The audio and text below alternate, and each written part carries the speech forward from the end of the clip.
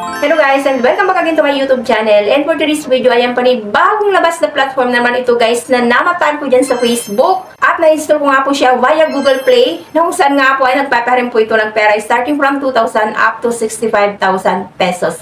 At take note guys, dahil ito nga po ay fast approval at within 2 minutes nga lang po ay malalaman mo na kagad kung reject ba or approve yung loan application mo dito. So hindi ka na maghihintay na nagbibigay ng agarang kasagutan sa iyong pangangailangang pinansyal. Mukhang ito na nga iyon. Naman guys, samahan nyo ako na silipin ng bagong platform na ito. Huwag ka na muna mag-install dyan or mag-download.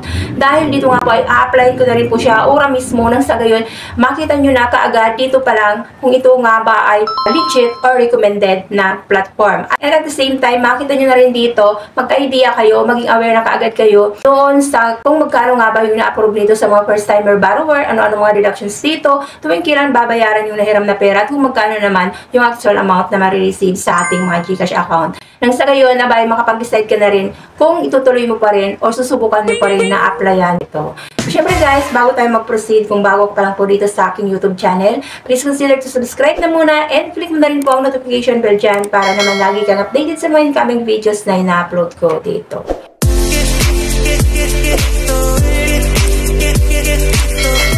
Paalala naman na guys, hindi po ako dito promoter at hindi rin po ako ahente ng bagong platform na ito na sa ano man pong makikita nyo or mapapanood nyo sa video na ito ay base lang po ito sa personal kong karanasan habang ako ay nag-apply dito. So it's up to you na po or decision nyo na po yan kung still ay susubukan nyo pa rin applyan. So ito nga po guys na tinutukoy ko ay si Money Madali. Cash loan agad. And other po siya ni Best Friend Lending Corporation. And this time nga po guys, nang mabuksan ko siya, ay meron na rin po siyang 500 downloads at rated 3 na rin po. At ito nga po ay carry-risk lang din pala.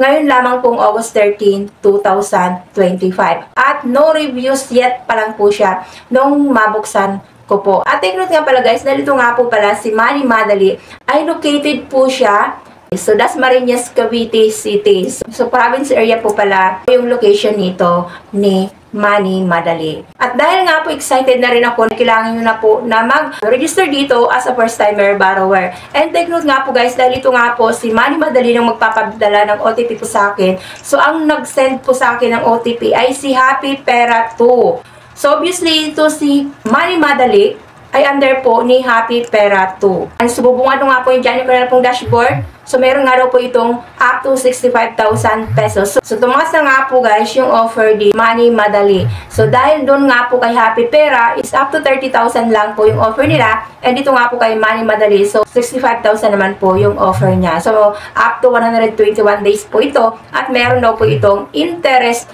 rates na 0.05% per day. First nga dyan guys ay tatanungin ko na kaagad ng eKYC.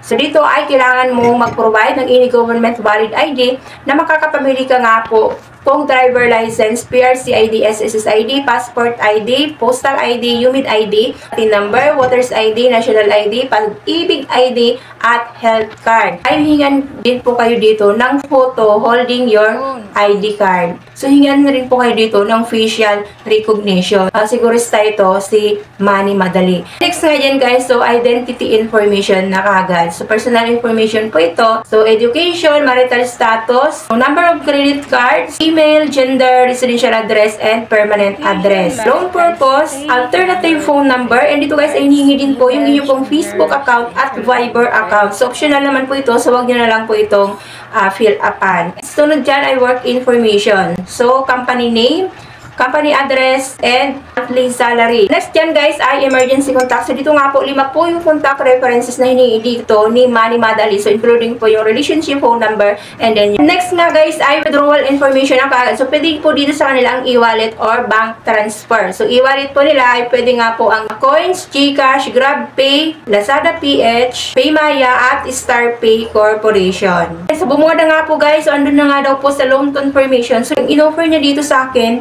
ay 5,000 or 6,000. So, makakapamili nga po pala ako.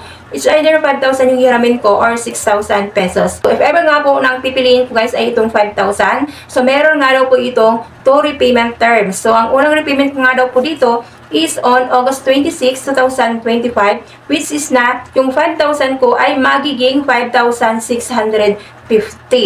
And yung second repayment ko is on December 19, 2025, which is na 50 pesos na lamang. So, umabot naman nga po siya ng 121 days to the point na yung last repayment ko is only 50 pesos na lamang. So, lumalabas lang po na 650 yung interest nila doon sa 5,000 pesos. And kung titingnan naman natin guys, if ever nga po na 6,000 naman yung pipiliin ko, so, nagbigay din po sila dito ng 3 repayment schedules. So, unang repayment ko nga daw po dito is on August 26, 2025, which is na 3,810.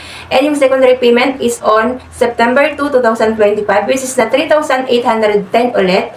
And then, yung third repayment ko nga po dito is on December 19, 2025, which is na 50 pesos na lamang. Take note guys, dahil sa unang repayment ko nga po dito is within 7 days ulit. Ang di lang dito maganda dahil within 7 days nga lang po ay kailangan mo na kagad na mag-start ng repayment dito. Hindi ko na nga po yung confirm, so ayan, ang lumabas nga po ay under review. Your loan application has been successfully submitted. Please pay attention to phone review or SMS. Yung loan details ko nga po ay loan amount ay 6,000 and service fee nga daw po noon ay 1,200 and periods nga ay 3 periods. So, receipt account is GCash. So, ayun na po guys, yung sinasabi po natin dito na hindi ito para kay Money Madali. So, hindi mo pala full na ma-receive yung 6,000 pesos dahil meron po siyang service fee na 1,200.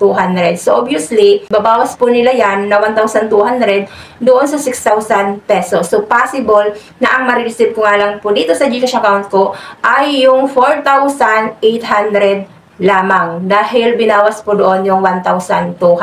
So, wala pa nga pong 3 minutes guys. So, nalaman ko na nga po kaagad yung loan status ko dito. So, nag-pop up na nga kaagad. So, loan details ko. So, nakalagay niya ay audit failed.